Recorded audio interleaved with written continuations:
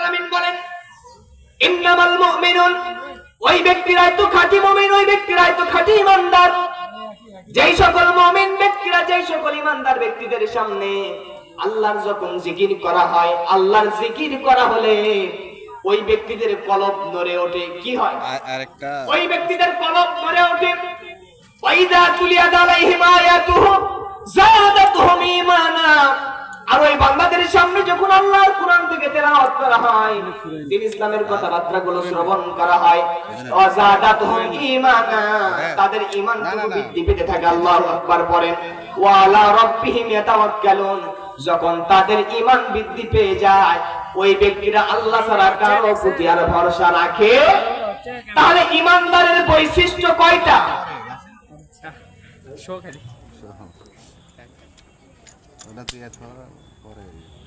ভাই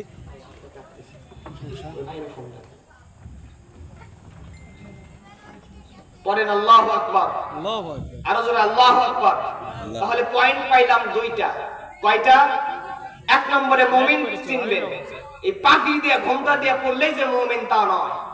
20 হাত 17 হাত পাগড়ি পরে আছে, মুমিন তা নয়। এক নম্বরে মুমিনের পরিচয় সুন্দর করে জেনে নেন। এক নম্বর হচ্ছে আল্লাহর জিকির যখন শুনবে, জিকির শোনার সঙ্গে সঙ্গে ওই ব্যক্তিদের কলব আত্মা নড়ে উঠবে। কি হবে? এটা তো যেহেতু কথা বলেন, কি হবে? নড়ে উঠবে, কেঁপে উঠবে। দ্বিতীয় নম্বরে যখন আল্লাহ পাকের আয়াত তিলাওয়াত করা হবে, কোরআনুল কারীম থেকে বয়ান করা হবে, তখন তাদের ঈমান বৃদ্ধি পায়, তাকবীর দেয়, আল্লাহু আকবার কয়, সুবহানাল্লাহ কয়। তৃতীয় নম্বরে এই দুইটা কাজ যখন সম্পূর্ণ হয়ে গেছে, ওয়া আলা রাব্বিহিম ইয়াতাওয়াক্কালুন, এই ব্যক্তিরা আমার রব ছাড়া কারো কাছে মাথা নত করে। আরো জোরে কোন করে? তাহলে কোরআন শুনলে লাভ কয়টা? তিনটা। কলব নড়ে উঠবে, দ্বিতীয় নম্বরে ঈমান বৃদ্ধি পাবে, তৃতীয় নম্বরে রব ছাড়া কারো কাছে ভরসা করবে। যেই ব্যক্তিরা আসলে আল্লাহওয়ালা, ঈমানদার, তাকওয়াবান, মুত্তাকি, তাকে দেখেন, লক্ষ্য করে দেখেন, বাতিলের হাজারো ষড়যন্ত্রের মুখে পড়েছে, কিন্তু বাতিল, কুফর, বেদিন, মুশরিক, শয়তান শক্তির কাছে ঈমানদার ব্যক্তিরা মাথা নত করেনি। কতক্ষণ ঠিক কিনা? তার প্রমাণ কেমনে নেবেন? নবীজি যখন কালেমার দাওয়াত দিচ্ছিলেন, ইসলামের প্রচার করতেছিলেন, কালেমার প্রচার করতেছিলেন, কোরআন সুন্নাহর কথাবার্তাগুলো জমিনে যখন বলা শুরু করে দিলেন, আল্লাহর পক্ষ থেকে আয়াত নাজিল হয়ে গেল। নবীজি আপনি একা একা কোরআন পড়বেন, একা একা দিন মানবেন, ইসলাম মানবেন, হবে না। চতুর্দিকে আপনার মানুষদেরকে, অনুসারীগুলোকে আপনি কোরআনের দাওয়াত দেন। আল্লাহর নবী যখন দাওয়াত দেওয়া শুরু করে দিলেন, নবীজির কথা আয়াত নাজিল হয়ে গেল। নবীজি একা একা জাহান্নামের আগুন থেকে বেঁচে যাবেন, হবে না। আপনার আহাল পরিবার পরিজনকে আপনি জাহান্নামের আগুন থেকে বাঁচিয়ে নেন। এইবার নবীজি মক্কার কাফিরদেরকে লক্ষ্য করে তার সমস্ত আত্মীয় স্বজন, এলাকার মানুষের কাছে তিনি দাওয়াত দেওয়া শুরু করে দিলেন। তাদেরকে একদিন এক পাশে ডেকে বললেন, ও আমার এলাকার মানুষেরা, ও আমার দেশের মানুষেরা, জনগণেরা, আপনাদের কাছে আমি একটা প্রশ্ন করতে চাই। সেই প্রশ্নটা হলো, আমি মুহাম্মদ যদি বলি ওই পাহাড়ের পাদদেশে শত্রু লুকায়িত আছে, আপনারা কি বিশ্বাস করবেন নাকি? মক্কার কাফির, বেদিন, মুশরিক আর মুনাফিকরা বলে দিল, ও আব্দুল্লাহর তিন পুত্র মুহাম্মাদুর রাসূলুল্লাহ, তোমার ভিতরে দীর্ঘ কয়েকটা বছর পর্যন্ত দেখলাম তুমি এমন যুবক, তুমি এমন বালক, তোমার আমরা এত ভালোভাবে পর্যবেক্ষণ করেছি, রিসার্চ করে দেখেছি, তুমি কোনোদিন মিথ্যা কোনো বাজে কথা বলো নাই। তুমি যেহেতু বলে দিয়েছো পাহাড়ের পাদদেশে অনেকগুলো শত্রু বাহিনী আমাদেরকে মারার জন্য অপেক্ষা করতেছে, তোমার এই কথার উপরে আমরা 100% বিশ্বাস করে নিলাম। আল্লাহু আকবার। এইবার নবীজি বলছেন, সত্যিই তোমরা যদি এটা বিশ্বাস করে থাকো, তাহলে মনে প্রাণে জেনে নিয়ে যাও, রবের পক্ষ থেকে আমি দাওয়াত দিয়ে গেলাম, রবের পক্ষ থেকে আমি দাওয়াত দিয়ে দিলাম, কুলু লা ইলাহা ইল্লাল্লাহু তুফলিহুন, কালিমা লা ইলাহা পড়ে নাও, আল্লাহ পাক তোমাদেরকে সফলতা দান করে দেবে। এইবার নবীজির কথা শোনা মাত্র কাফিরদের ভিতর থেকে আবু লাহাব, তার নিজের আপন চাচার রক্ত গরম হয়ে গেল। মুহাম্মদ আজকে তো আমাদেরকে অ্যাটাক করে ফেলেছে, কালেমার দাওয়াত দিতে চাই, কিসের দাওয়াত দিতে চাই? কথা কয় না, আরো জোরে। আরেকটু আস্তে। কালেমার দাওয়াত দিতে চাই, মুহাম্মদ কোরআনের পক্ষের কথা বলে, কোরআন সংসদে যাক, কোরআনের আইন চালু হোক, মক্কা মদিনা কোরআন দ্বারা শাসন হোক, মুহাম্মদ এটা চায়। এবার নিজের চাচা আবু লাহাব চিন্তা করেছে মুহাম্মাদের এই আইন বাস্তবায়ন হতে দেওয়া যাবে না, মুহাম্মাদের জনসভা করতে দেওয়া যাবে না, মুহাম্মাদের এই আসনে কোন প্রকারে যেন কোনো সাপোর্টার না পাওয়া যায়, সেই কাজ করতে দেওয়া যাবে না। তাহলে কি করা যায়? এবার আবু লাহাব নবী মুহাম্মদুর রাসূলুল্লাহ সাল্লাল্লাহু আলাইহি সাল্লামকে মারবার জন্য হাতে পাথর তুললো। কি তুললো? কথা কোন আরো জোরে, জোর হলো না। হাতের উপরে পাথর তুললো, নবীজির দিকে নিক্ষেপ করবে। মুহাম্মদ, তুমি আমাদেরকে এই কথা বলবার জন্য, কালিমা পড়াবার জন্য, মুসলমান বানাবার জন্য, নতুন ধর্ম ইসলামের ভিতরে দীক্ষিত করবার জন্য তুমি আমাদেরকে ডেকেছো। হবে না, হবে না, হবে না মুহাম্মদ, তোমাকে আমি পাথর মেরেই শেষ করে ফেলবো। আল্লাহর আরশ কেঁপে উঠলো। আল্লাহ পাক ফেরেশতাকে ডাকতে জানাই দিলেন, ফেরেশতা জিবরিল যাও তাড়াতাড়ি, করো না দেরি, আয়াত নাযিল করে জানায় দাও যে আবু লাহাব নবীর চাচা ইসলামের কথা বলবার কারণে নবী মুহাম্মাদের উপরে পাথর নিক্ষেপ করেছে, পাথর উত্তোলন করেছে, আমি আল্লাহ তাআলা আবু লাহাবের নামে একটা ভবিষ্যৎবাণী করে দিলাম, আমি আবু লাহাবের নামে একটা ভবিষ্যৎবাণী করে আয়াত নাযিল করে দিলাম, সূরা নাযিল করলাম। আল্লাহর পক্ষ থেকে জিবরাইল আলাইহিস সালাম চলে আসলেন, আসার পরে ডাক দিয়া তেলাওয়াত করে শুনাই দিলেন, নবীজি আপনি তেলাওয়াত করে পড়ে নেন, আপনি জানায়া দেন তাব্বাত ইয়াদা আবি লাহাবি ওয়া তাব। আল্লাহু আকবার। নবীজির কাছে জিবরাইল আসার পরে ডাক দিয়ে বলেন, ইয়া রাসূলুল্লাহ, আবু লাহাব আপনার উপরে পাথর নিক্ষেপ করেছে, আপনার উপরে পাথর নিক্ষেপ করেছে। নবী গো চিন্তা করেন না, কষ্ট করেন না, আপনি কষ্ট নিয়েন না, ব্যথিত হয়ে যান না, যে হাত দ্বারা আবু লাহাব আপনার উপরে পাথর নিক্ষেপ করেছে, আল্লাহ বলেছে ওই হাত টেকবে না, ধ্বংস হয়ে যাবে। আল্লাহু আকবার। একই কোরআনের দাওয়াত, একই কোরআনের দাওয়াত আমার দেশের, আপনার দেশের পরিচিত একজন আলেমে দ্বীন, গোটা পৃথিবীর মানুষ তারে চেনে কি চেনে না? আপনাদের কলিজার ভিতরে মনে পড়ে গেছে সেই আলেমে দ্বীনের কথা। বাংলাদেশের ভিতর থেকে, গোটা পৃথিবীর ভিতর থেকে যতগুলো মানুষ কাবার ভিতরে চান্স পেয়েছে 2 রাকাত নামাজ পড়ার, আমাদের একজন কলিজার মুফাসসির ছিল বাংলাদেশের ভিতরে, উনিও কাবা শরীফের ভিতরে নামাজ পড়ার চান্স পেয়েছিলেন। তিনি আর কেউ নয়, তিনি আমাদের কলিজার প্রিয় মুফাসসির আল্লামা সাইদি। মুসলমান ভাইরা আমার, তিনিও কালেমার দাওয়াত দিলেন, কোরআনের কথা বললেন, চট্টগ্রামের ময়দানে শত শত মুসলিমকে মুসলমান বানায়া দিলেন।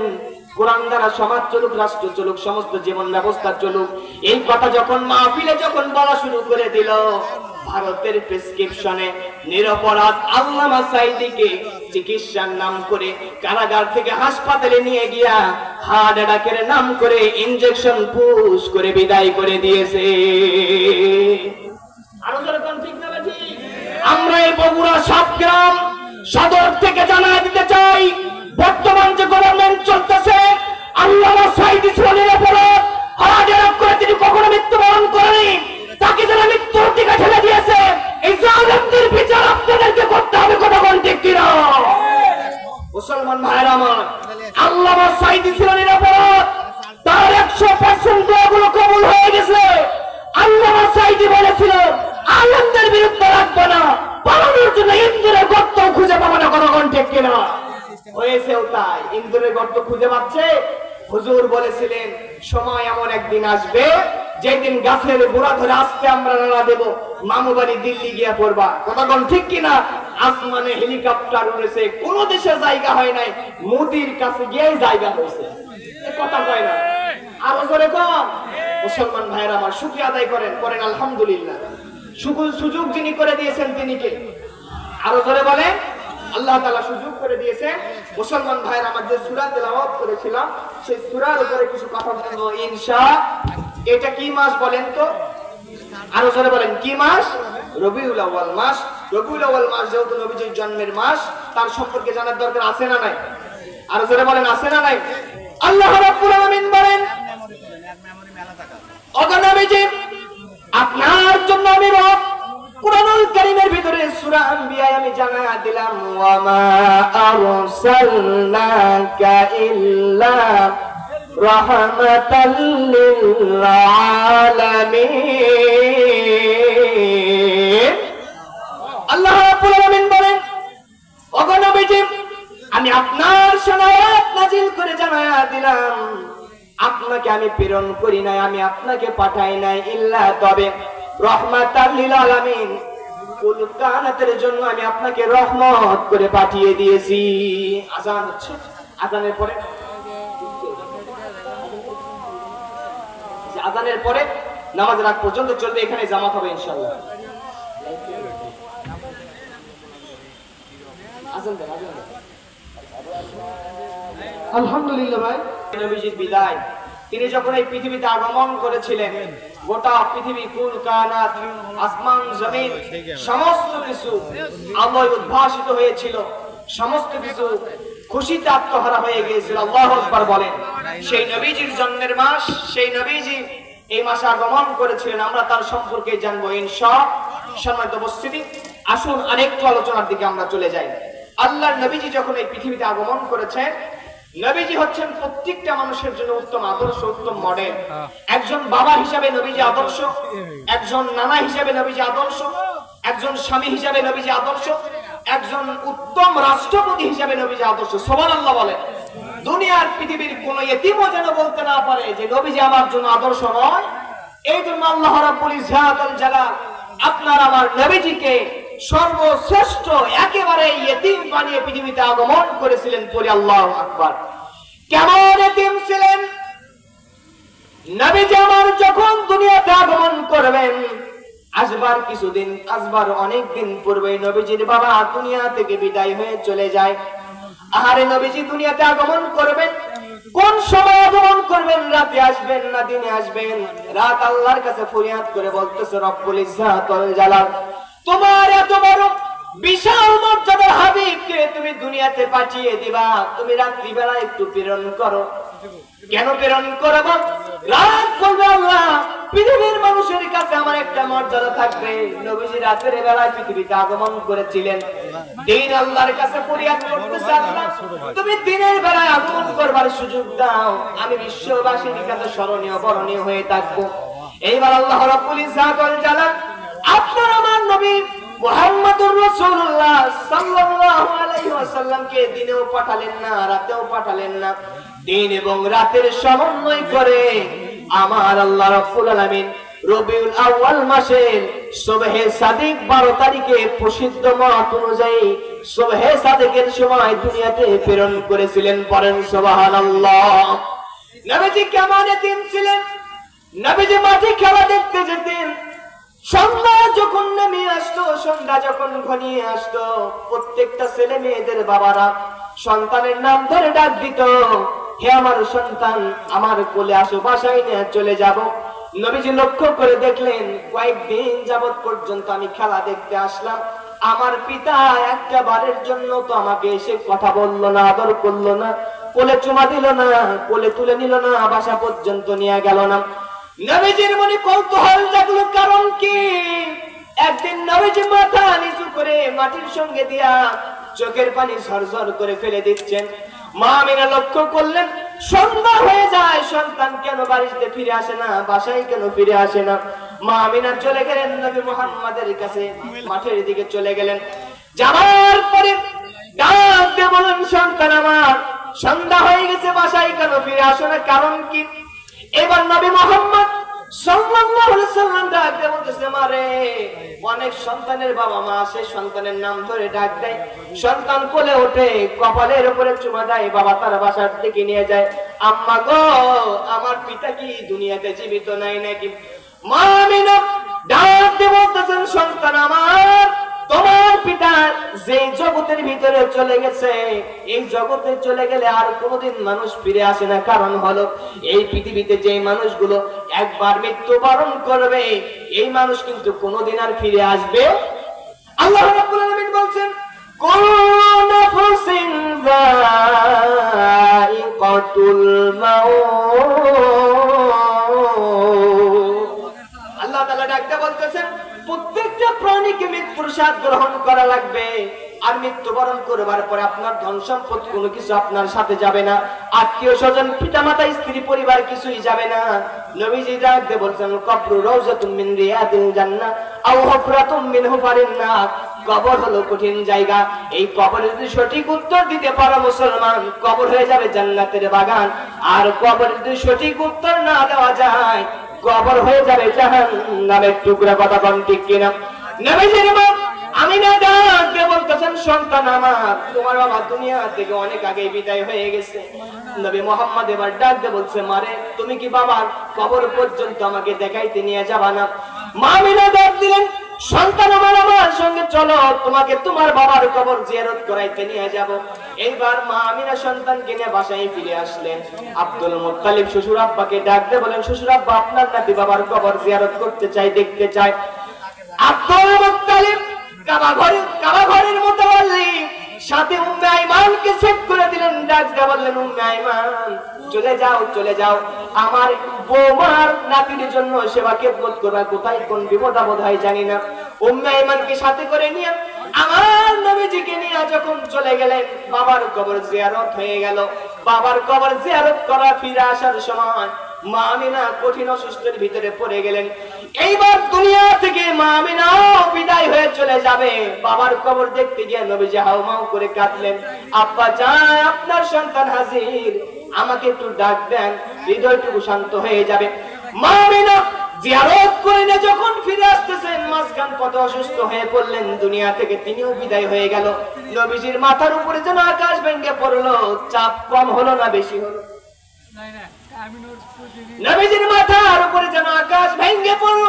বাবার কবর জিয়ারত করতে এসে মা দুনিয়া থেকে বিদায় হয়ে গেল। এতিম নবী আমার মায়ের মুখের সঙ্গে মুখ লাগায় বলতেছে আম্মা জান, ও আম্মা জান, বাবার কবর দেখাইতে নিয়ে আসলে, বাবার কবর দেখা তো হলো, বাবার সঙ্গে দেখা হলো না। মারে তুমি আমাকে ছেড়ে দুনিয়া থেকে বিদায় হয়ে গেলে, মা দুনিয়ার কোন মানুষের কাছে তুমি আমাকে রেখে গেলে? উম্মে আইমান কাঁদতেছে, নবীজির চোখ দ্বারা ঝরঝর করে পানিগুলো জমিনে পড়ে যায়। আসমানের মালিক তাকায়া দেখতেছে, তিনিও তো সহ্য করতে পারেন না। আল্লাহর নবীজিকে শ্রেষ্ঠ ইতিম বলেন, যাতে করে পৃথিবীর কোন মানুষেরা, পৃথিবীর কোন ইতিমেরা যেন বলতে না পারে, অভিযোগ দিতে না পারে আমার নবীজি ইতিম ছিল না, আমার কষ্ট বুঝবে না, আমার দুঃখ বুঝবে না। এই জন্য আল্লাহ রাব্বুল আলামিন ডাক দিয়ে কোরআনুল কারীমের ভিতরে নবীজিকে বলেছেন ইয়া রাসূলুল্লাহ ওয়া নবীজিকে ডাক দিয়ে বলেছেন ফাআম্মাল ইয়াতীমা ফালা তাকহার। আল্লাহু আকবার।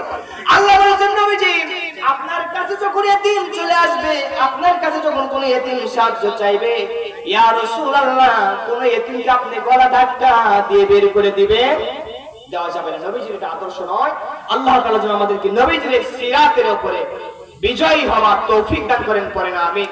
আরেকটা বিষয় ক্লিয়ার করতে চাই, আমরা চাই, কে কে চাই এই বাংলা